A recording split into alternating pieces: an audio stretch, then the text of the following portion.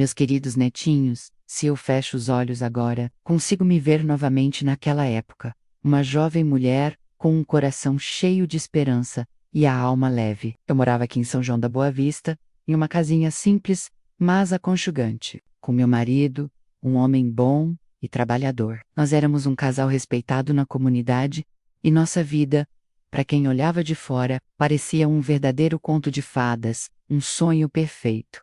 Lembro-me das manhãs ensolaradas, do cheiro de café, fresco no ar, do som dos pássaros no quintal. Eu cuidava da casa com carinho, plantava minhas flores no pequeno jardim e ajudava meu marido na lida da roça. Compartilhávamos refeições simples, conversas sobre o dia e os planos para o futuro. Não tínhamos luxos, mas tínhamos algo que eu valorizava acima de tudo: a paz e a aparente tranquilidade de um lar. Todos os vizinhos nos elogiavam, dizendo que éramos um exemplo de família, e eu sorria, grata por aquela vida que parecia tão abençoada. E então, para coroar essa felicidade, veio ele, meu primeiro filho, um bebê lindo, saudável, que chegou para completar o nosso quadro de família perfeita. O nascimento dele foi um dos momentos mais felizes da minha vida. Eu o segurava nos braços e sentia um amor tão imenso que chegava a doer. Vê-lo crescer, dar os primeiros passos, pronunciar as primeiras palavras, era a minha maior alegria. Cada risada dele era a música para os meus ouvidos, e cada abraço me enchia de uma satisfação indescritível. Mas, meus queridos, debaixo de toda essa aparente perfeição, havia uma sombra, um abismo profundo, que eu guardava no mais íntimo do meu ser. O meu filho, o meu anjo, veio ao mundo carregando um segredo no berço, um segredo que eu e minha mãe havíamos arquitetado com desespero, para proteger a reputação da família e a inocência do meu bebê. A verdade era que o pai biológico dele não era o meu marido. A história do seu nascimento era uma farsa, bem construída. Ninguém, nem mesmo meu marido, sabia a verdade completa. Ele, em sua bondade, assumiu a paternidade da criança com todo o amor do mundo.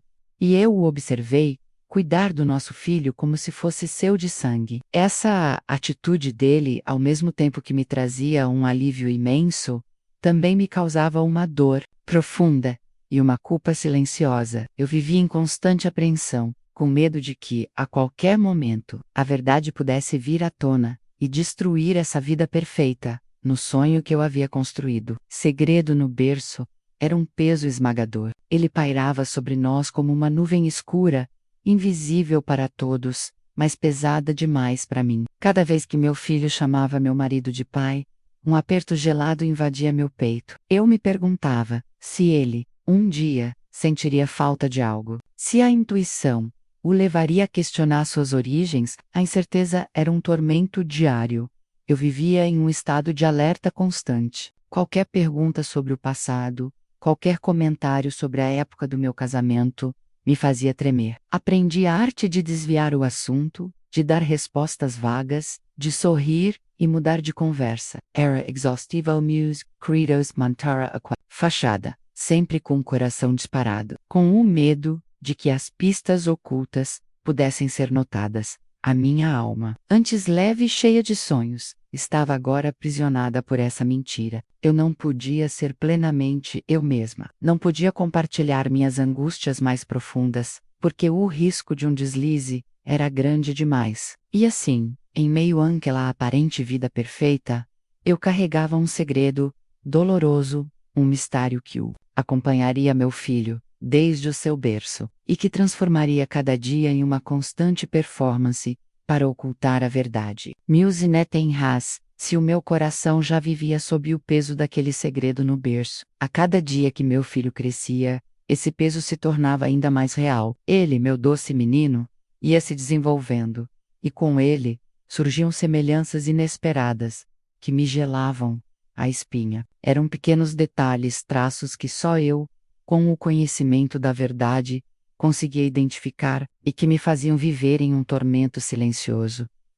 Lembro-me de observá-lo enquanto ele dormia, com aquela paz dos anjos. Meu coração se enchia de amor, mas meus olhos buscavam, involuntariamente, por algo que o ligasse ao pai biológico. Um formato de nariz, um jeito de curvar a boca ao sorrir, a cor dos olhos quando a luz batia de um certo modo, e, para meu desespero, eu encontrava, não eram semelhanças gritantes, que qualquer um notaria, mas para mim, que carregava a verdade. Eram como pistas, pistas ocultas que pareciam gritar a cada dia. O medo de que alguém mais percebesse era constante. Eu vivia em um estado de alerta, sempre atenta aos comentários dos vizinhos, dos parentes, dos amigos.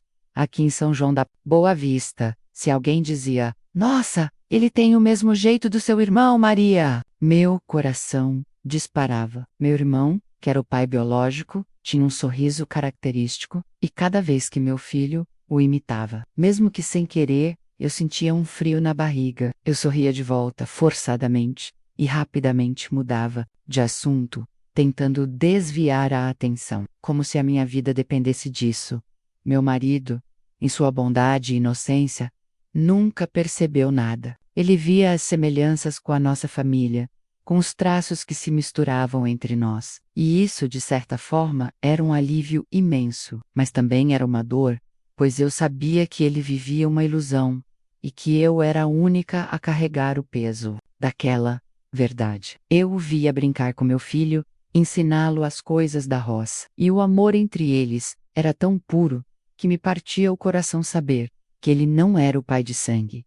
A cada ano que passava, as semelhanças inesperadas pareciam-se. Meu filho tinha um jeito de andar, um tom de voz que por vezes me remetia a ele. Eu tentava me convencer de que era apenas coisa da minha cabeça, da minha culpa, mas a verdade era teimosa. Aqueles traços eram as marcas do destino, os vestígios de um amor fugaz que eu havia tentado apagar, mas que se manifestavam na carne e no sangue do meu próprio filho. Essa fase da minha vida foi de um tormento silencioso e constante. Eu amava meu filho mais que tudo, mas cada olhar para ele era um lembrete do segredo que eu carregava. Eu me sentia presa em uma teia de mentiras, onde cada dia era uma performance, um esforço para manter a farsa. E o medo de que meu filho, em sua inocência, um dia fizesse uma pergunta que eu não pudesse responder, ou que ele mesmo percebesse as pistas ocultas, era uma sombra constante sobre a minha alma. Eu vivia com a certeza de que, a qualquer momento, o castelo de cartas que eu havia construído poderia desabar. Meus netinhos, se o meu coração já vivia sob o peso daquele segredo no berço e das semelhanças inesperadas que me atormentavam, a vida em São João da Boa Vista ainda me impunha outro desafio: os olhares curiosos e os sussurros da comunidade. Nossa cidade era pequena, e a vida de um era a notícia de todos. Ninguém escapava da observação atenta das comadres, dos vizinhos, que viam tudo da janela, e dos parentes que, com um sorriso, faziam perguntas dissimuladas. Eu me sentia constantemente vigiada, como se a qualquer momento alguém pudesse descobrir. A farsa que eu vivia, as manhãs na feira, as tardes na igreja, os encontros casuais na rua, menos cada situação, era um teste. Eu tentava manter uma postura tranquila, um sorriso no rosto, mas por dentro, meu coração disparava a cada vez que via um grupo de mulheres cochichando e, de repente, silenciando quando eu me aproximava. Aqueles sussurros eram como agulhas, finas espetando minha pele, me lembrando que, apesar de todo o meu esforço, a verdade estava sempre à espreita. As perguntas eram a parte mais difícil. Não eram diretas, claro, mas cheias de segundas intenções. Maria, seu menino está crescendo tão rápido, não parece ter nascido antes da hora, não é? Ou de quem será que ele puxou esse jeito tão calado? Eu tinha respostas prontas, ensaiadas. Comadre, ele é muito esperto, se desenvolve rápido. Ou pegou o jeito do pai, que também é quietão. Minha voz soava normal, mas minhas mãos tremiam, e um frio me percorria a espinha. Cada vez que eu me saía bem de uma dessas entrevistas, senti um alívio temporário, mas o medo voltava logo em seguida. O meu filho, na sua inocência, era o centro de muitos desses olhares. Ele era um bebê lindo, depois um menino esperto, e a gente se orgulhava dele. Mas quando alguém o elogiava, eu sentia uma pontada de pavor. Meu maior medo era que as pistas ocultas, aquelas semelhanças com o pai biológico, fossem notadas por alguém mais perspicaz. Eu me convencia de que, se vissem, o escândalo seria inevitável, e toda a minha vida de sacrifícios, para proteger minha família desmoronaria, a própria família estendida. Tios, primos, que também conheciam o pai biológico, embora eu o tivesse apagado da minha vida, menos, eram uma fonte constante de ansiedade. Eu os observava, tentando decifrar seus olhares. Será que desconfiavam? Será que sabiam? A cada reencontro, eu reconstruía mentalmente a fachada, garantindo que não houvesse rachaduras em minha performance.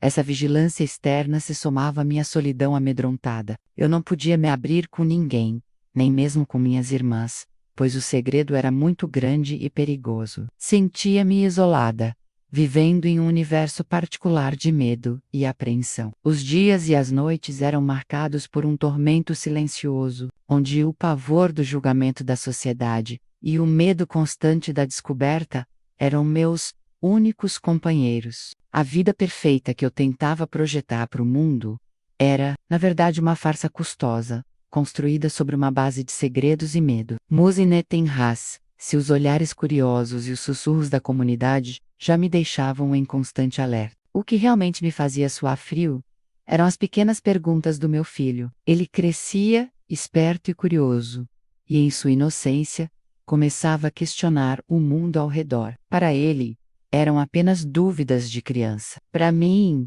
cada pergunta era uma armadilha, um campo minado que ameaçava explodir o segredo que eu guardava. Lembro-me de um dia, ele devia ter uns 5 ou 6 anos. Estávamos sentados na varanda da nossa casa, em São João da Boa Vista, e ele, com aqueles olhos grandes e puros, me perguntou: Mãe, de onde eu herdei esse cabelo tão liso? O do papai é mais enrolado, né?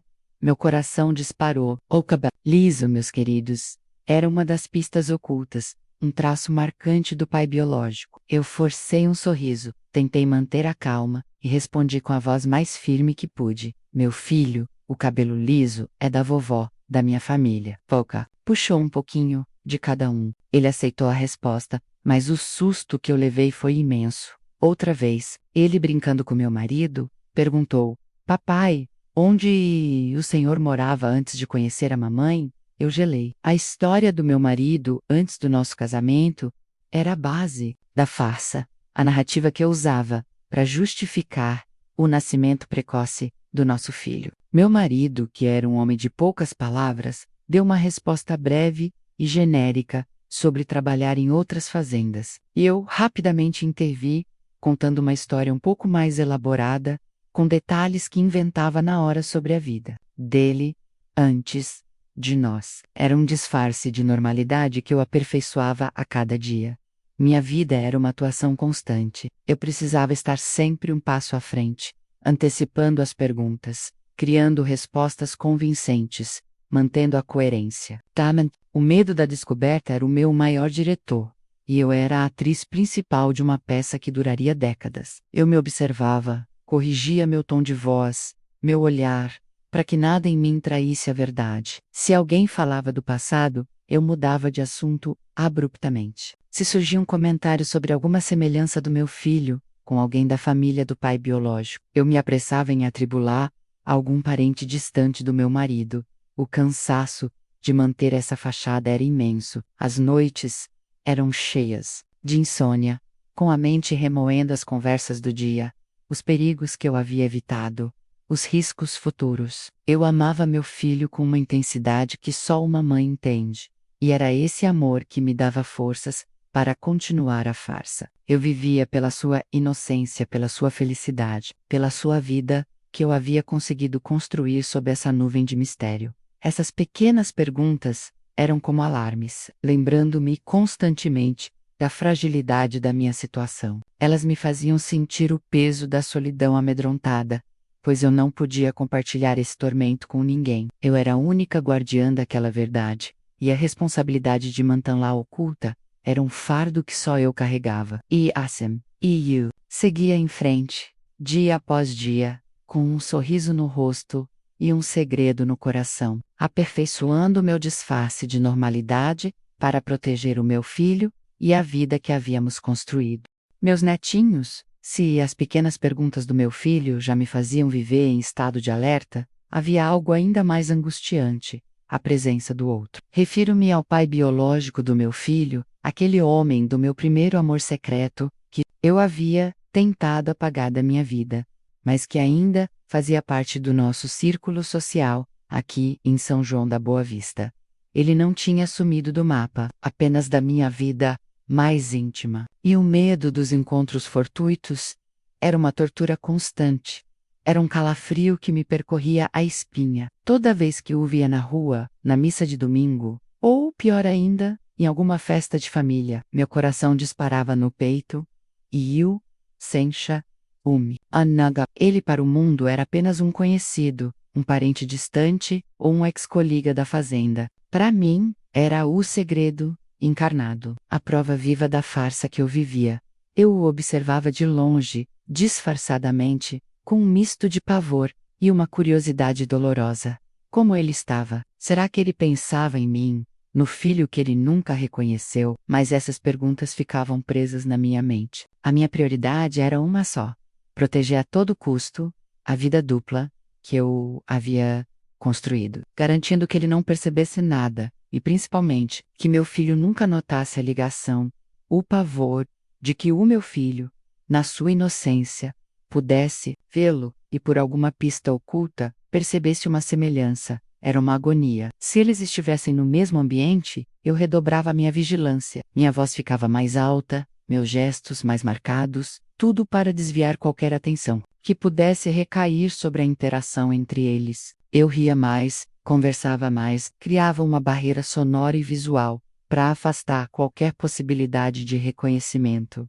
Lembro-me de uma vez, numa festa de casamento, meu filho, ainda criança, correu em direção a ele para pegar uma bola que havia escapado. Meu mundo parou. Eu senti o ar rarear nos meus pulmões. Fui atrás dele como um raio, chamei-o rapidamente e o tirei dali com uma desculpa qualquer. Meu tio sorriu para meu filho, um sorriso amigável, sem qualquer malícia. Mas para mim aquele momento foi um teste de fogo, uma prova de que a qualquer instante a farsa poderia ruir. Essa presença do outro me fazia reviver constantemente o trauma do meu passado, o amor fugaz e a consequência inesperada. Era um lembrete vivo de que a verdade, por mais que eu a escondesse, ainda existia. Eu vivia com a sensação de que meu segredo era como uma corda bamba, e que a qualquer momento, um passo em falso, um olhar desatento, poderia me fazer despencar no abismo da revelação.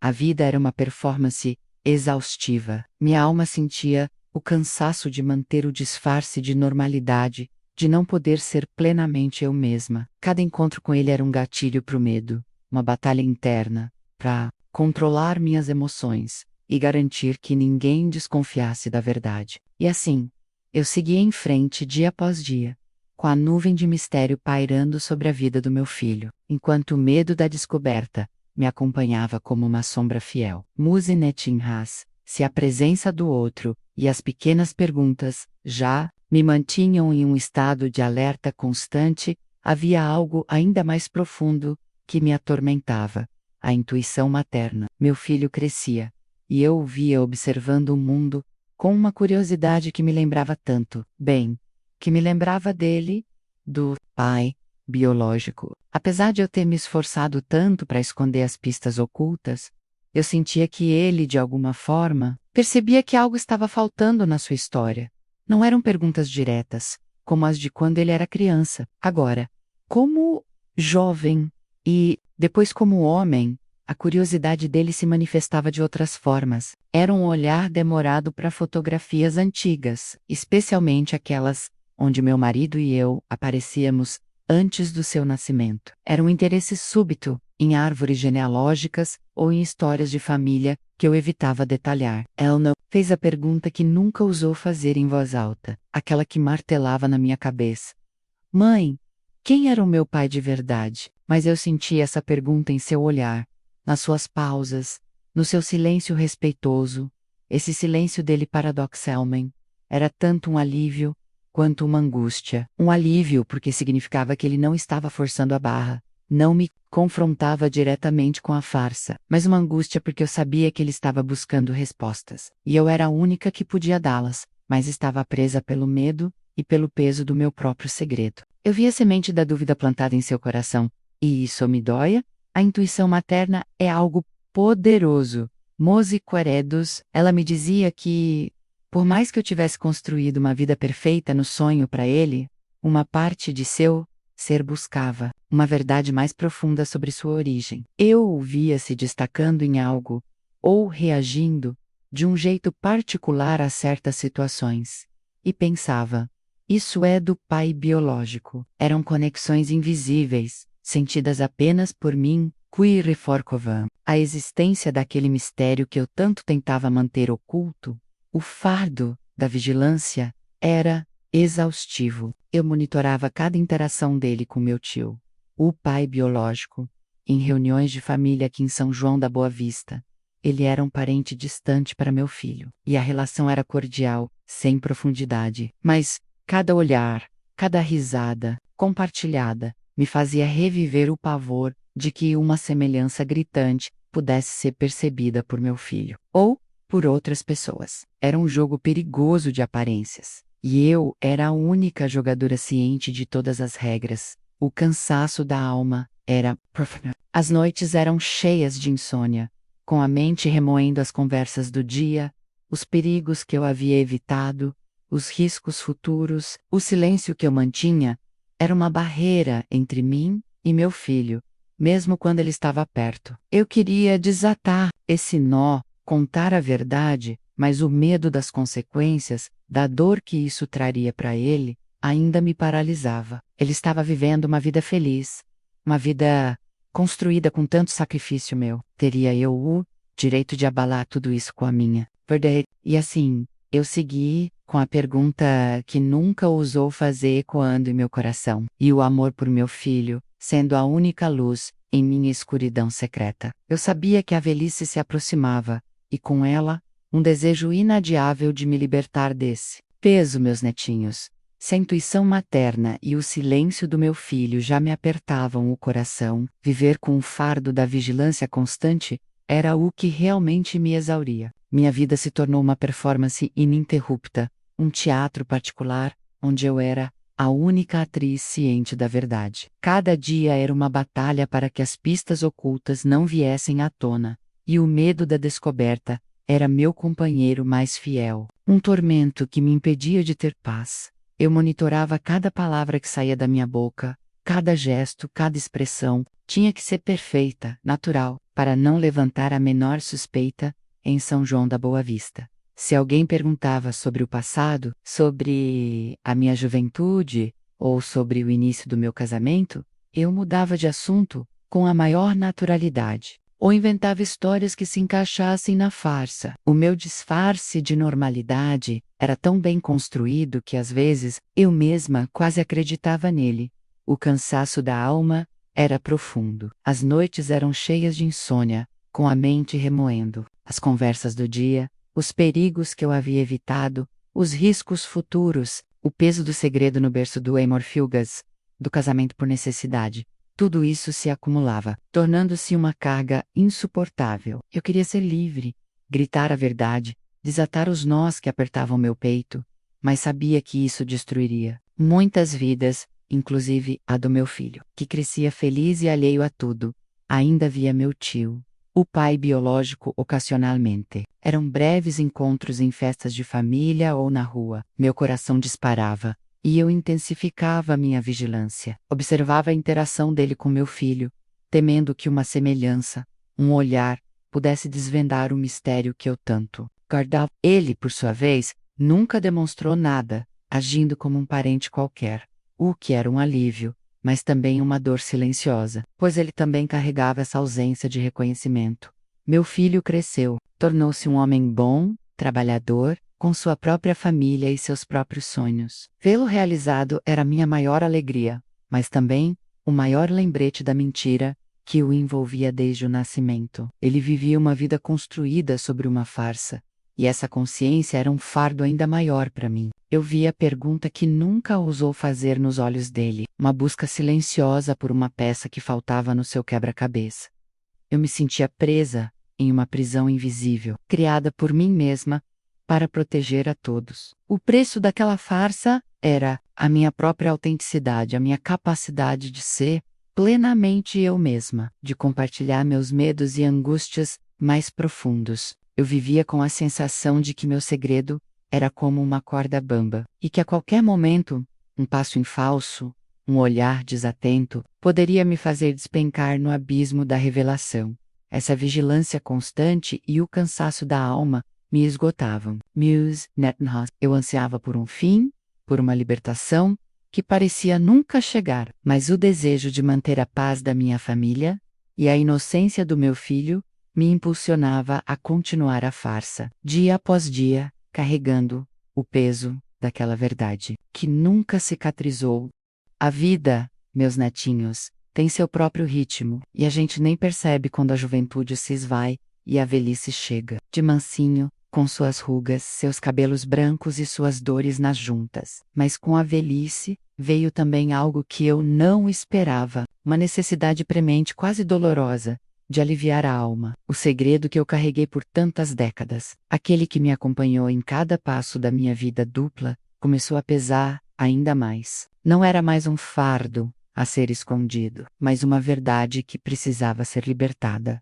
Os dias se tornaram mais lentos, e as horas de reflexão mais numerosas. Sentada aqui, na varanda da minha casa, em São João da Boa Vista, vendo o sol se pôr sobre as montanhas, eu revisitava cada capítulo da minha vida. As alegrias, as tristezas, os amores, as perdas, e em meio a todas essas memórias, o mistério da paternidade do meu filho mais velho, fruto daquele amor fugaz, brilhava como uma ferida antiga, que mesmo cicatrizada por fora, ainda doía por dentro. As cicatrizes do tempo estavam ali, mais evidentes do que nunca, e o custo da minha alma calada se fazia sentir em cada fibra do meu ser.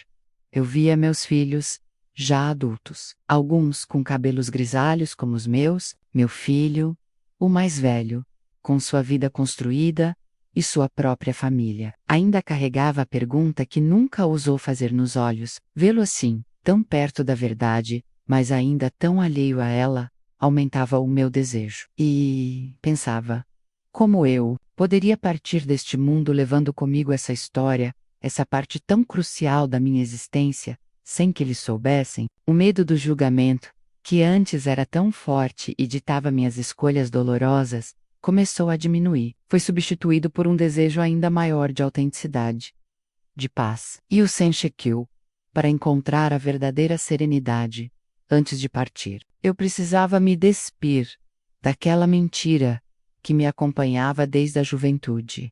Não era mais uma questão de proteger a mim ou a minha família da vergonha social. A sociedade mudou muito desde os meus tempos de menina. As pessoas estão mais compreensivas, os tabus, embora ainda existam, não têm o mesmo poder esmagador de antes. A verdadeira proteção que eu buscava agora era para a minha própria alma. Eu queria me sentir leve, sem pesos, sem nós na garganta. Antes de encontrar meu Criador, eu senti que o silêncio, antes um escudo, tornara-se uma prisão. Uma prisão dourada, sim, com muito amor e carinho ao redor, mas uma prisão, ainda assim. Eu queria poder olhar para meus filhos e netos e ter a certeza de que eles me conheciam de verdade. Não apenas a versão que eu havia construído para o mundo, o desejo inadiável de revelar, de confessar, de ser totalmente transparente crescia a cada dia. Era um grito interior por libertação que ecoava dentro de mim, cada vez mais alto, sufocando o medo. Os riscos eram claros. Claro, a revelação poderia causar dor, confusão, talvez até raiva. Meu filho mais velho, principalmente, poderia se sentir traído, enganado, por toda uma vida. Mas a alternativa, a de morrer com um segredo, parecia-me ainda mais terrível. Era como deixar um quebra-quebec incompleto para trás, uma peça faltando na história da nossa família, uma carga insuportável para minha alma, que eu não estava disposta a pagar.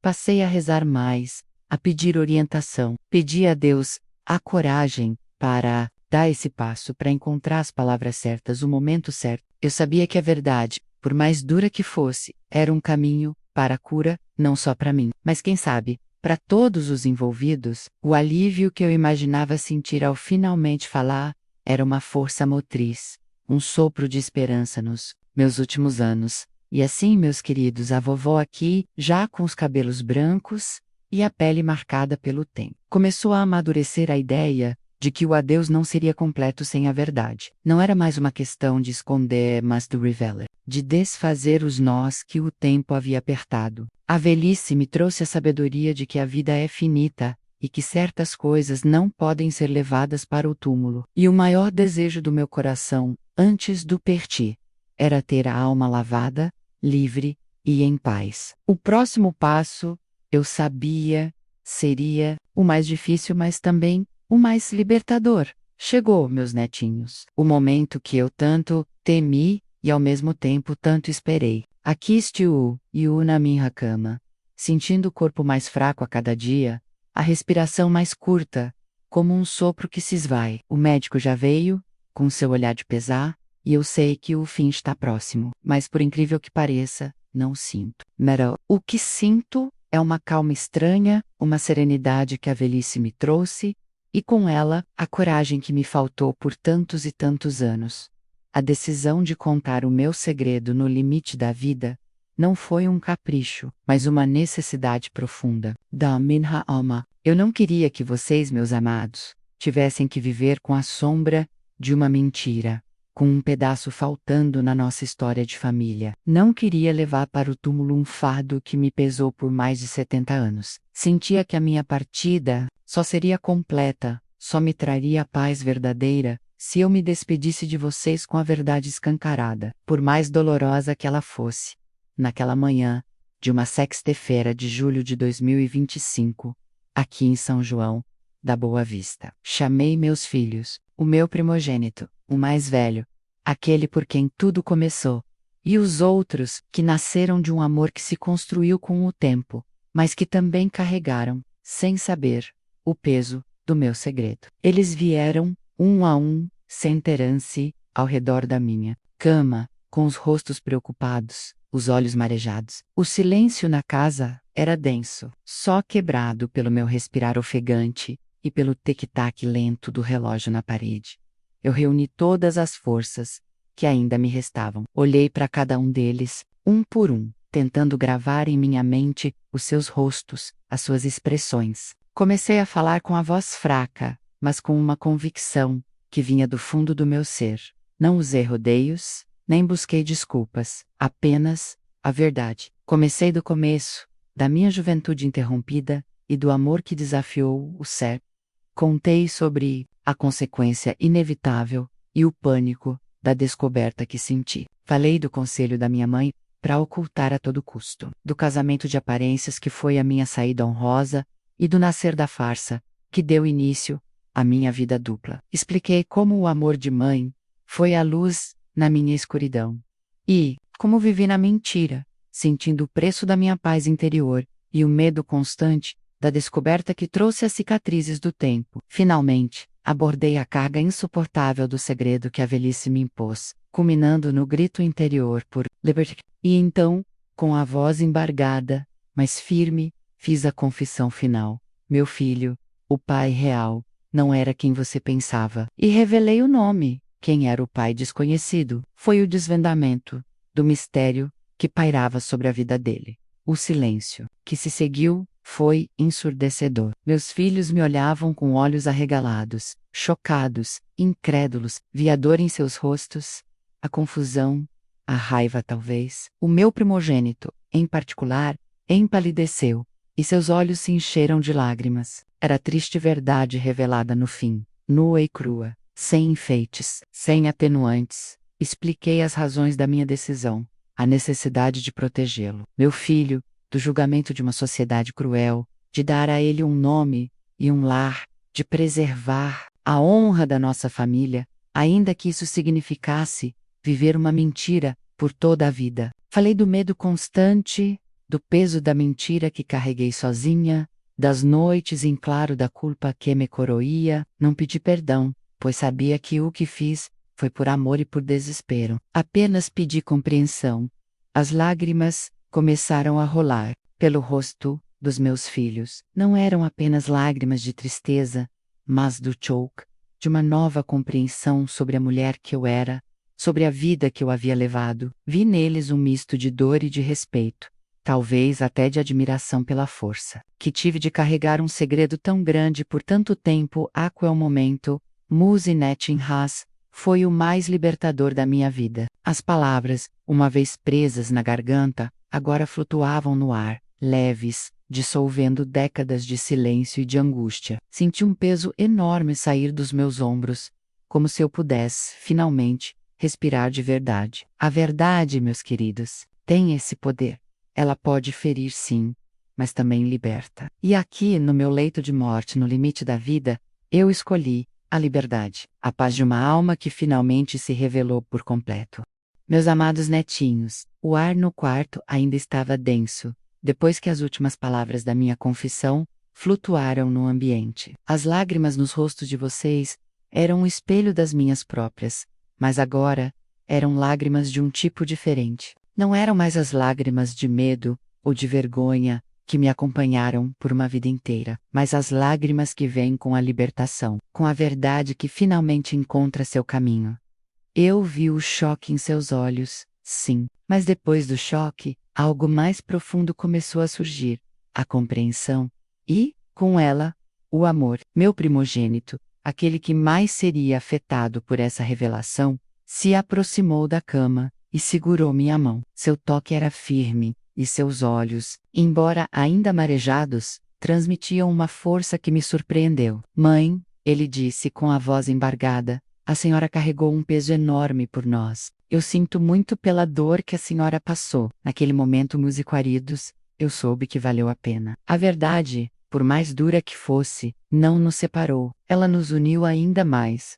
O legado da minha história Musinetinhas, now e, para ser, um fardo para vocês. Pelo contrário, que ela seja um lembrete de que a vida é cheia de complexidades. Nem tudo é preto no branco, nem todas as escolhas são fáceis. Às vezes as circunstâncias nos empurram para caminhos que jamais imaginamos, e temos que fazer o que é preciso para proteger aqueles que amamos. A minha história é um testamento da força do amor materno, um amor que me levou a sacrificar minha própria paz, em nome da segurança e do futuro do meu filho. Eu não me arrependo das minhas escolhas, pois elas me permitiram criá-los, vê-los, crescer e formar suas próprias famílias, aqui em São João da Boa Vista.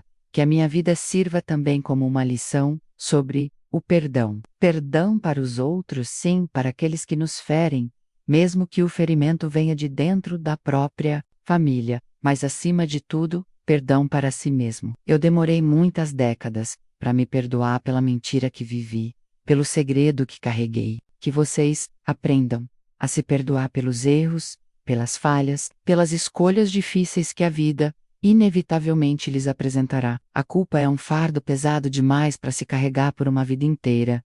E por fim, que a minha história lhes ensine sobre aceitação. Aceitação das imperfeições da vida, das reviravoltas inesperadas, das verdades que podem ser desconfortáveis. Aceitação das pessoas como elas são, com suas luzes e suas sombras, com seus passados e seus segredos. Nós somos feitos de todas as nossas experiências, das alegrias e das dores, dos acertos e dos erros, e é na aceitação plena de tudo isso que encontramos a verdadeira paz. Não quero que vocês vivam com vergonha ou medo. Quero que vivam com integridade, com a cabeça erguida, com a coragem de serem quem são. Se a vida lhes trouxer segredos, que vocês tenham a sabedoria para decidir se eles precisam ser guardados ou revelados, e a força para lidar com as consequências. Mas que nunca, nunca, achem que precisam esconder quem são, ou de onde vieram, para serem amados ou aceitos. Meus olhos estão ficando pesados, e a voz da vovó está falhando. Sinto que a minha jornada está chegando ao fim. Mas antes do parte, quero que saibam que o amor que senti por vocês é imenso, maior do que qualquer segredo, mais forte do que qualquer dor. Vocês são o meu legado, a continuação da minha história, E eu confio a vocês a verdade que eu guardei por tanto tempo, que a busca pelo conhecimento da própria verdade traga ao meu filho e a todos vocês uma paz que eu só pude sentir agora, e que o nosso amor incondicional transcenda qualquer segredo. Agora, meus queridos, abracem-me. A vovó vai descansar.